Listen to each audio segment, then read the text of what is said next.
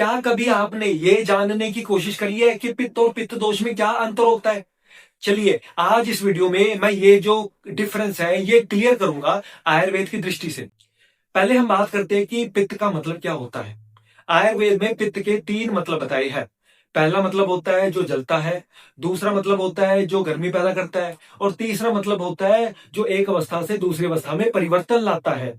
और ये जो तीन मतलब है ये कहाँ होते हैं? ये लिविंग बीइंग में होते हैं। लिविंग बीइंग जैसे हम मनुष्य है, दूसरे जानवर है, पक्षी वगैरह है। और ये जो पित्त है ये सिर्फ तब तक काम करता है जब तक शरीर जिंदा है, जब तक लिविंग बीइंग का जो शरीर है वो जिंदा है। जब शरीर खत्म हो गया तो पित्त भी खत्म हो गया। यहां से हमें एक और बात भी पता लगती है कि जो पित्त है वो कोई देखने वाली चीज नहीं है। मूल रूप से आप पित्त को नहीं देख सकते हैं। पित्त कोई केमिकल भी नहीं है, पित्त कोई मॉलिक्यूल भी नहीं है, पित्त कोई अंग भी नहीं है, ऑर्गन भी नहीं है हमारे शरीर का। जैसे लीवर नहीं है, स्टमक नहीं है, स्प्लीन भी नहीं है। पित्त कोई एंजाइम भी नहीं है। ये ना कोई पैंक्रियाटिक एंजाइम है, ना कोई हाइड्रोक्लोरिक एसिड है।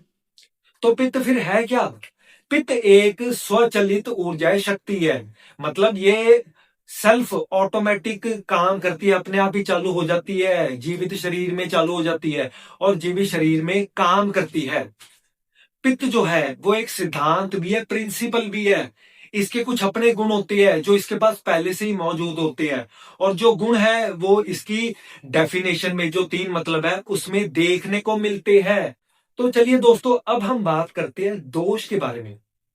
आयुर्वेद में दोष के बारे में बताया गया है कि जो दोष है वो जीवित शरीर में काम करता है। मतलब जब तक आपका शरीर जिंदा है तब तक काम करता है, और लिविंग बीइंग में काम करता है। जैसे हम मनुष्य है, जानवर है, पक्षी पक्षी वगैरह है। तो दोष भी पित्त की तरह क्या काम करता है? दोनों जीवित शरीर में काम करते हैं और जब तक शरीर जिंदा है। लेकिन दोष जो है वो एक सिस्टम की तरह काम करता है। सिस्टम मतलब ये एक बायोलॉजिकल और फिजियोलॉजिकल एंटिटी है। मतलब ये जीवित शरीर में काम करता है इसलिए बायोलॉजिकल है। फिजियोलॉजिकल मतलब ये शरीर को ठीक से चलाने में भी मदद करता है। और एंटिटी का मतलब होता है जिसका एक अपना अलग अस्तित्व है, अपनी पहचान है और अपना काम है। तो दोष एक सिस्टम है, और सिस्टम के कुछ अपने गुण होते हैं, स्वभाव होते हैं। तो दोष के स्वभाव ये होते हैं कि ये चालू होता है, बंद होता है जब तक शरीर चलता है। चल रहा है ना, ये जब शरीर खत्म हो गया, डेड हो गया, तो ये भी बंद हो गया। ये बढ़ सकता है, घट सकता है। इसको ऐसे समझिए, पित्त बढ़ सकता है ना, घट सकता है। बढ़ेगा तो पित्त की बीमारी बढ़ेगी, कम हो जाएगा तो आपकी पाचन शक्ति भी कमजोर हो जाएगी। दोष जो है उसमें बिगड़ने की संभावना होती है और उसमें ठीक होने की भी संभावना होती है। जब दोष बिगड़ता है तो बीमारियां पैदा होती है। जैसे पित्त की एग्जांपल ले लीजिए, जब पित्त बिगड़ेगा तो क्या होगा? पित्त की बीमारियां पैदा होंगी, और आपके जो कफ है और वात दोष है वो भी बिगड़ जाएंगे। लेकिन पित्त ठीक भी हो सकता है दोष की तरह, सही खाने पीने से, लाइफस्टाइल में बदलाव से, दवाइयों से। तो ये कुछ गुण होते हैं दोष के जो मैंने आज आपको बता दिया है। अब आप पित्त और दोष को जोड़ दीजिए तो बन गया ना पित्त दोष। तो पित्त दोष क्या हुआ फिर? जो एक सिस्टम की तरह काम करता है जीवित शरीर में, जिसमें पित्त के सिद्धांत, जो रूल है, जो तीन डेफिनेशन है, वो पित्त दोष में हमें देखने को मिलती है। और पित्त दोष में हमें दोष के भी गुण दिखते हैं। ये चलता है, घटता है, बढ़ता है। जब ये बिगड़ जाता है तो इसमें बीमारियां भी पैदा होती है। तो जो पित्त दोष हुआ वो आपके शरीर को ठीक से चलाने में भी मदद करता है। पित्त दोष ठीक से काम नहीं करेगा तो वात भी बिगड़ जाएगा, कफ भी बिगड़ जाएगा।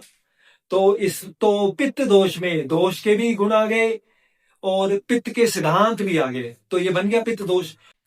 तो यहां से मैंने आपका क्लियर कर दिया अब तक पित्त क्या होता है, दोष क्या होता है और पित्त दोष क्या होता है।